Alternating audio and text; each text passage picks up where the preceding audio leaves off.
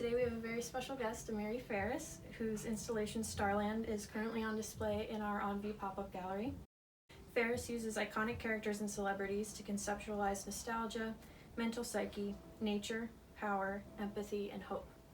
Incorporating both traditional and non-traditional reclaimed materials, he adds bold color and graphic design to entice the eye. Farris's work challenges the traditional view of the star as protagonist, weaving well-known imagery into collages in which different elements compete for the spotlight. So Amiri, thank you so much for being here to talk today. Thank you for having me. Yeah, this is great. Do you want to maybe start by talking about the origins of this series and how you got started? So for this series, since I was doing a lot of stuff in the Starland district, I thought wouldn't it be cool to have an exhibit, about the word or the concept star or Starland. So as I started thinking about that concept, and I was going over the idea with people, like some people when I said stars thought about actual stars in the sky, and then other people thought about more of like celebrities. So it's interesting to see when we say stars or we're talking about stars, what people resonate with. So in this exhibit, I tried to do both. So with this exhibit behind, the installation behind us, you can see it's kind of based in stars, and there's some illustrative stars, but then there's also, other elements of the person looking forward into the future, and I wanted to do almost like an atmospheric background that related to like the universe and color spectrum and stars and things like that. Yeah, it's great that people can approach this from so many different angles because you've considered all those interpretations and they're all in here at once, and then so much color is in here at once. It's such a vibrant display for the front windows and draws people in, and then you have all these collage elements. So what did that process look like, collaging all these different pieces? Did you sort of bring them all together at once, work on a little bit each time, or like one at a time? Yeah, so with these pieces, with the actual stars, I collaged them in my studio, here at Sulfur Studios, so I've worked on them when I can, and it's kind of a technique I call super black, which is a combination of printmaking, digital, and then collaging. So I use reclaimed material. So I do printmaking on the cardboard boxes, and then I'll add other elements like paint and the Ben-Day dots, and do the digital part with the actual faces, and then print them and collage them on canvas.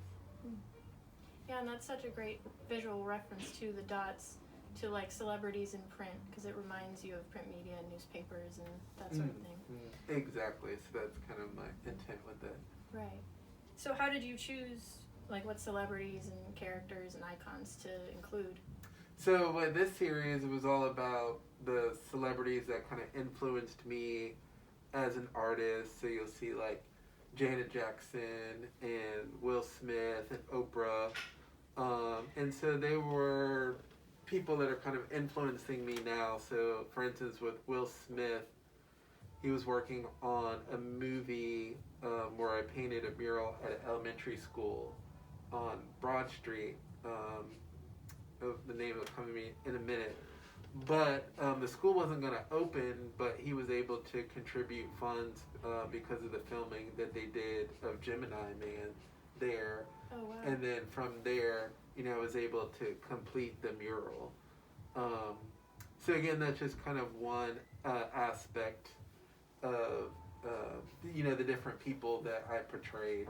So they were, people that made some sort of contributing factor, in my own life. Yeah, that's super interesting too, that there's this personal element to it, even though it's about celebrities. Like you have this narrative connection. That's another way that people can access it from different points, because with celebrities, like they all might have different memories associated with those people, or like the ways that they influence their lives. Yeah, and exactly when we think about stars and celebrities too, you think you might know the person, but then, you really don't. And kind of the same thing with the star in the sky. It's like, oh, it's a little dot. But, it's really a huge nova star, if you were like closer up to it. Right. So I think with the concept of stars, it's like you view them from a distance and, they look pretty and stuff. But then as you get closer and maybe know more of their personality, you're like, oh, it's not exactly what I thought. Like, you're nice from a distance, but up close you're a supernova. I can't can't stand being around you. Right. Yeah, like it feels like this familiar thing, but it's a very distant thing at the same time. Exactly. So, what are some of your other influences, like things you're thinking about right now in your current work? That's a good question. So I'm always influenced, by pop artists. I always have that like pop element, graphic element to my work. But then I also very painterly look to that kind of pop work. So like Rauschenberg, and Basquiat, and Ramir Burden, Keith Haring. So even though they were very well known in that pop genre, they still had that very distinctive like contemporary style. So it's just kind of going between those two styles and trying to find something unique and contemporary that I think would relate to people and be able to say a message that I'm trying to convey. Yeah, I mean, I think you've definitely accomplished that with these, because I can see all these different influences, and yet they feel like something completely unique. Oh, thank you. So, at Sulfur, we're all about engaging with the community through these artistic experiences. So, what pushed you to get this series out there, and what do you hope that people will get from it? So one of the things as an artist that I feel strongly about is community involvement and public artwork. So, with all the current work that I've been doing this year with the pandemic, it's all about, being accessible to the public. So with my other exhibit at the Tell Fair, and then I have a outdoor socially distanced exhibit in Bluffton and some other areas.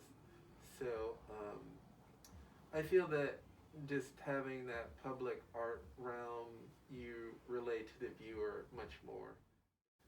Now I can see it and drive by it or walk by it.